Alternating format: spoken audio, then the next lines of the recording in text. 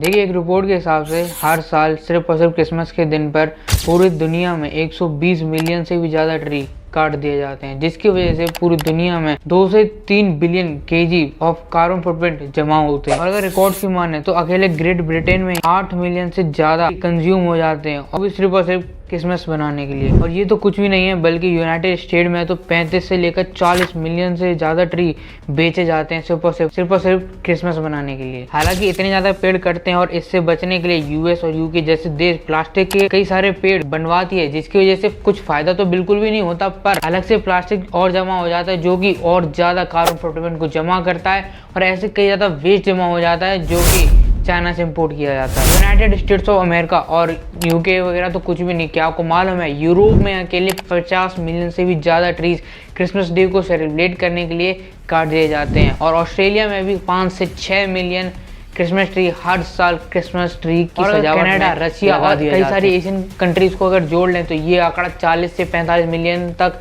आराम से पार हो जाता है, जो कि हमारे बताए हुए 120 मिलियन की रिकॉर्ड से भी कई ज़्यादा है, यानी 150 से 200 मिलियन ट्रीज पर ईयर सिर्फ और सिर्फ क्रिसमस ट्री की सेलिब्रेशन के लिए। और इतना नहीं, जहाँ पे एक तरफ अफ्रीका जैसे देशों में जहाँ पे भुखमरी चल रही है, वहाँ पे लोगों को कहीं से खाना नहीं मिलता, वहाँ पे कई सारे लोग भूखे पेट रात को सोते हैं, वहीं पे क्रिसमस डे और न्यू ईयर के जैसे सेलिब्रेशन पे हजारों टन खाना बर्बाद कर दिया जाता है, रोडों पर फेंक दिया जाता है, बहुत ज़्यादा बर्बादी की जाती है खाने की, और इस पर कोई एक हेल्दी डिबेट भी करना नहीं चाहता। और अभी तो मैंने सिर्फ आंकड़े बताए थे, वो क्रिसमस ट्री को काटने के लिए बताए थे, बल्कि असल बात और ज़्यादा है, जहाँ पे 28 मिलियन से भी ज़्यादा, जहाँ पर 28 से 30 मिलियन से भी ज़्यादा ट्रीज इसीलिए काट दिए जाते हैं क्योंकि उन्हें क्रिसमस और न्यू ईयर के लिए कार्ड्स बनाने होते हैं। हर क्रिसमस पे हर साल 2,28,000 मील से भी ज़्यादा के रैप पेपर्स को वेस्ट कर दिया जाता है और फेंक दिया जाता है। क्रिसमस के दिनों में यूके में जो वेस्ट जमा होता है उसका वेट 76,000 जिराफ के बराबर है, और इसको डिस्पोज करने के लिए 26 मिलियन पाउंड से भी ज़्यादा लगता है अकेले इंग्लैंड को, क्योंकि जो amount of waste Christmas day पर इकट्ठा होता है वो 30% है बाकी पूरे साल के वेस्ट के, जो कि एक ही दिन पे हो जाता है। क्या आपको पता है 2021 में अमेरिका ने $1.5 बिलियन से भी ज़्यादा खर्च किए थे सिर्फ और सिर्फ फायरवर्क चलाने में। अकेले यूके में ही 3 लाख से भी ज़्यादा लोगों ने 2019 में पिटीशन जारी की थी कि क्रिसमस पे जो ऐसा फेस्टिवल बनाया जाता है, फायरवर्क्स किए जाते हैं, उसको बैन कर देना चाहिए। और अकेला जर्मनी ही 240 मिलियन से भी ज़्यादा रुपए खर्च कर देता है फायरवर्क्स में क्रिसमस और न्यू ईयर के दिनों। और ये तो कुछ भी नहीं है, चाइना में 2015 में 36 से ज़्यादा लोगों ने अपनी जान गंवा दी थी, क्योंकि फायरवर्क की वजह से वहाँ पे बहुत बड़ी एक ट्रेजेडी हो गई थी। और सिर्फ आदमी या फिर पर्यावरण ही नहीं, कई सारे जानवरों को भी या फिर कई सारे बर्ड्स को भी इससे अफेक्ट होना पड़ता है, कई सारे, क्योंकि अकेले जनवरी 2021 में ही कई हजारों बर्ड्स मारी गई थी अमेरिका और इंग्लैंड जैसे देशों में, यहाँ पे फायरवर्क की वजह से उन्हें इंजरीज हो गई थी। और ये सारी रिपोर्ट्स, क्या मैं पागल हूँ इसलिए बता रहा हूँ? देखिए ये सारी चीज़ें मैं इसीलिए नहीं बता रहा क्योंकि मुझे इस फेस्टिवल से कुछ हेट है, या फिर कोई इस फेस्टिवल को सेलिब्रेट करने वाले लोगों से कुछ हेट है। मुझे ऐसी चीज़ों से बिल्कुल भी हेट नहीं है, ना ही मुझे कोई दिक्कत है, पर बात यह है कि हमारे देश में हिपोक्रेसी बहुत ज़्यादा चलती है, और सिर्फ हमारे देश में नहीं, पूरे दुनिया भर में हिपोक्रेसी बहुत ज़्यादा चलती है। और ये हिपोक्रेसी खास करके कुछ रिलीजन के ऊपर बहुत ज़्यादा चलती है, जैसे हिंदुज़म। क्योंकि जब हमारे यहाँ पे होली मनाई जाती है, दीपावली मनाई जाती है, तो बहुत ज़्यादा लोग एजेंडे भड़काते हैं, बहुत ज़्यादा लोग प्रोटेस्ट करते हैं, बहुत ज़्यादा लोग आवाज़ उठाते हैं, पर्यावरण की चिंता करते हैं, और काफ़ी ज़्यादा एनिमलों की भी बहुत ज़्यादा चिंता होती है उस टाइम पे।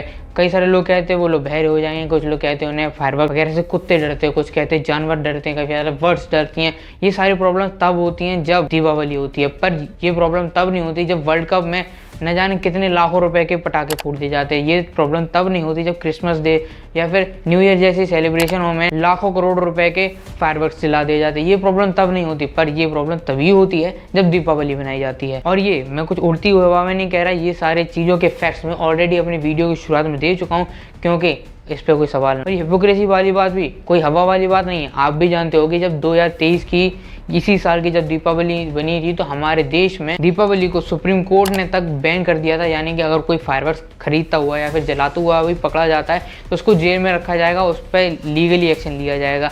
पर उसी के कुछ समय बाद ही दीपावली के टाइम से हमारे देश में वर्ल्ड कप चल रहा था, और वर्ल्ड कप के सेमीफाइनल फाइनल जब हुए तो कई सारे लाखों रुपए के पटाखे फोड़े गए।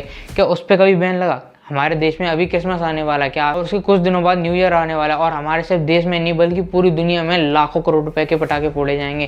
क्या इस पे किसी ने बैन लगाया? कई सारे लोगों ने। हमारे दीपावली होली पे तो बहुत सारे लोग ज्ञान देते हैं, क्या इस पे किसी ने ज्ञान दिया? नहीं देगा, क्योंकि यहाँ पे आके सब पढ़े लिखे बन जाते हैं, यहाँ पे आके सब के पास दिमाग आ जाता है, पर सारे दिमाग वहाँ खो जाते हैं जब दीपावली है। कई सारे ऐसे बॉलीवुड स्टार हैं जो कि दीपावली पे अपना ज्ञान देते हैं, पर वही बॉलीवुड स्टार क्रिसमस ईव और न्यू ईयर की आपको बधाइयाँ देते हुए थकेंगे नहीं। कई सारे लोग पार्टीज वगैरह भी करेंगे, अपनी पार्टी वगैरह में लगे रहेंगे, वहाँ पे उन्हें चिंता नहीं आएगी, एनवायरनमेंट की वहाँ पे उन्हें चिंता नहीं होगी, एनिमल्स की वहाँ पे उन्हें चिंता नहीं होगी, रोड्स की, सेफ्टी की, पॉल्यूशन की उन्हें बिल्कुल भी चिंता नहीं होगी, क्लीनलीनेस की उन्हें बिल्कुल भी चिंता नहीं होगी। अगर दीपावली जैसा अगर कोई त्यौहार होता तो इन्हें बहुत चिंता होती, इन्हें बहुत ज़्यादा फिक्र होती, क्योंकि झंडे भी तो भड़काने हैं। अब एक तरह से कह सकते हैं इनकी भी कोई गलती नहीं, क्योंकि हमारे देश की कुछ जनता ही मूर्ख है। क्योंकि हमारे देश में जब क्रिसमस वगैरह या फिर न्यू ईयर जैसे जब त्यौहार आते हैं या फेस्टिवल ईव्स आते हैं तो ऐसे पागल हो जाते हैं, बल्कि जैसे मानो कि इससे बड़ा त्यौहार तो उनके जीवन में उन्होंने कभी देखा ही नहीं है, इससे बड़ा त्यौहार तो उनके लिए कोई हो नहीं सकता। ऐसे ही बधाई बनाते हैं कि क्रिसमस वगैरह उन्हीं के लिए बना हुआ है, जबकि